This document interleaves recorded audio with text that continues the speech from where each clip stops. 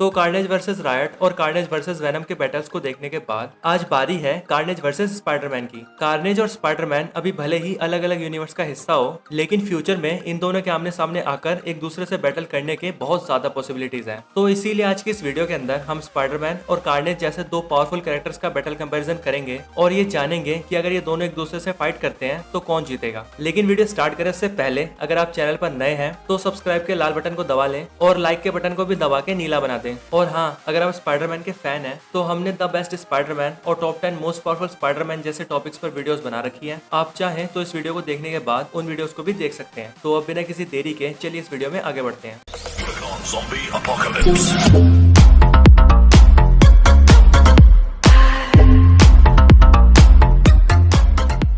Spiderman और carnage के battle को जानने से पहले इनकी ओरिजिन और पावर्स एंड एबिलिटीज को जानना जरूरी है। पहले बात करते हैं स्पाइडरमैन की ओरिजिन की।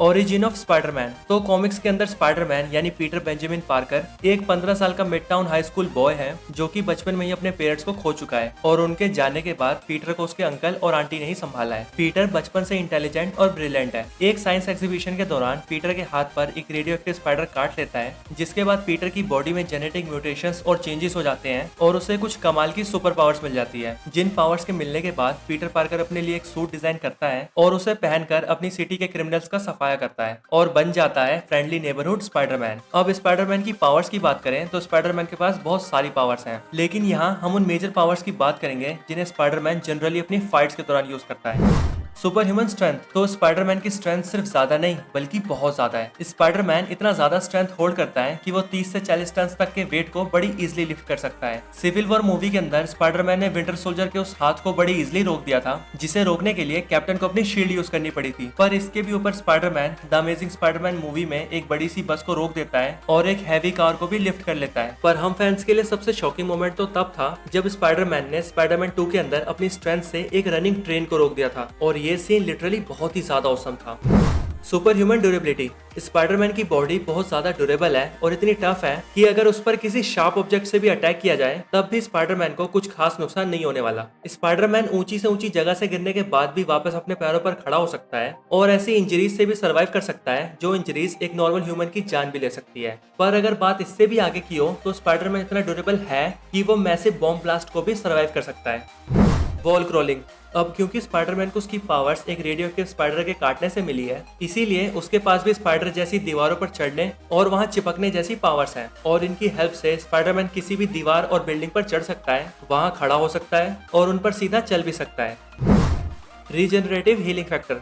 स्पाइडरमैन का हीलिंग फैक्टर बहुत एडवांस है, इसीलिए वो अपनी किसी भी इंजरी को किसी भी नॉर्मल ह्यूमन के मुकाबले बहुत ही ज्यादा फास्टली रीजनरेट और हील कर सकता है। स्पाइडरमैन का हीलिंग फैक्टर वुल्वरीन, डेडपूल और हल्क जितना फास्ट तो नहीं है, लेकिन इतना फास्ट जरूर है कि उसे जल्दी से हील करके फिर से फाइट करने के लिए तैयार कर दे। पर फिर भी अभी बहुत से फैंस का ये मानना है कि अभी तक मूवीज के अंदर स्पाइडरमैन के असली हीलिंग फैक्टर को नहीं दिखाए गए और ये बात बहुत हद तक सही भी लगती है, क्योंकि कॉमिक्स के अंदर स्पाइडरमैन मास्क मरोडर से लड़ते वक्त ब्लाइंड हो जाता है, पर फिर भी वो अपनी आइज को सिर्फ 2 घंटों में ही हील कर लेता है और एक वक्त पर तो सिर्फ एक ही रात में वो अपने टूटे हुए हाथ को भी हील कर लेता है।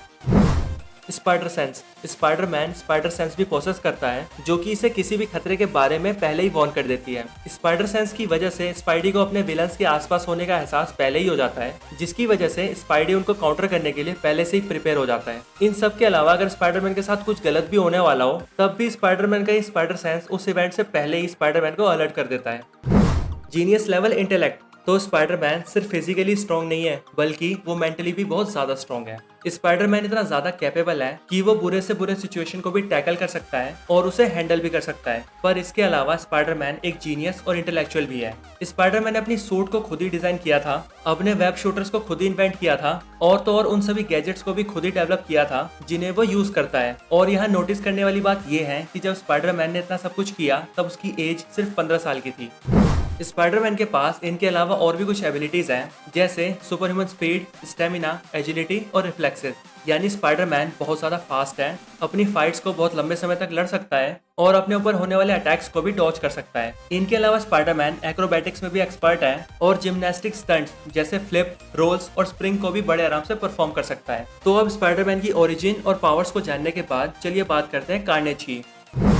Origin of carnage. कार्नेज की ओरिजिन की बात करें तो कार्नेज एक सिम्बियोट है जो कि वेनम का ऑफस्प्रिंग है। कार्नेज वेनम का सक्सेसर है, इसीलिए ये वेनम से भी ज्यादा पावरफुल, स्ट्रॉन्ग और डेंजरस है। कॉमिक्स के अंदर ये बताया गया है कि जब वेनम सिम्बियोट ने अपने होस्ट एडी ब्रॉक की जेल से भागने में मदद की थी, तब उसने अपने एक ऑफस्प्रिंग को वहीं जेल के अंदर ही छोड़ दिया था, जिसके बाद वेनम के उस छोटे से ऑफस्प्रिंग ने एडी ब्रॉक के जेल के साथ ही क्लीटस कैसिडी के साथ बॉन्ड बना लिया। क्लीटस कैसिडी एक साइको, मेंटली इल और एक सीरियल किलर है जो कि अपनी लाइफ में बहुत से लोगों को जान से मार चुका है, और इसी साइको सीरियल किलर के साथ वेनम के ऑफस्प्रिंग के मिलने से जन्म हुआ कार्नेज का। तो कार्नेज की ओरिजिन को जानने के बाद चलिए बात करते हैं इसकी पावर्स एंड एबिलिटीज की।